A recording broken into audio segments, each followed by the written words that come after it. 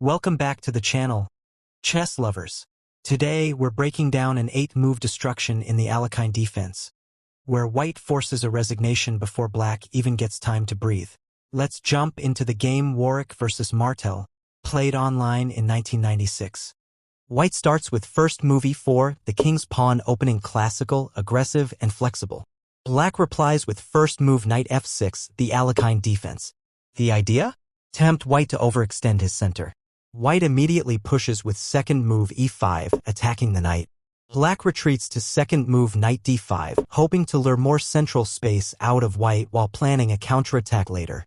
Now white builds a strong center with third move d4, controlling key central squares.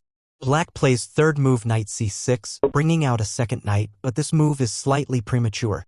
In many Alekhine lines, black delays knight c6 to avoid blocking the c-pawn and prepares d6 first. So this is already a small positional error. White develops naturally with fourth move knight f3, preparing to castle and supporting the e5 pawn. But now black plays fourth move f6, a critical mistake. It weakens the kingside and opens the g-file. It's also an anti-principle move. Playing pawn moves instead of developing pieces. White calmly captures with fifth move e cross f6. Black recaptures with fifth move g takes f6, opening his kingside dangerously. Now his king is exposed and development is still lagging behind. White continues with sixth move c4, kicking the knight and taking more space. Black retreats with sixth move knight b6, now both knights are awkwardly placed and black has zero development. White strikes again with seventh move d5, attacking the knight and forcing it to a bad square. Black responds with seventh move knight e5, walking into the trap. Can you spot the winning move? Boom. Eighth move knight takes e5 and black resigns on the spot. Why? Because after this trade, black is left completely exposed.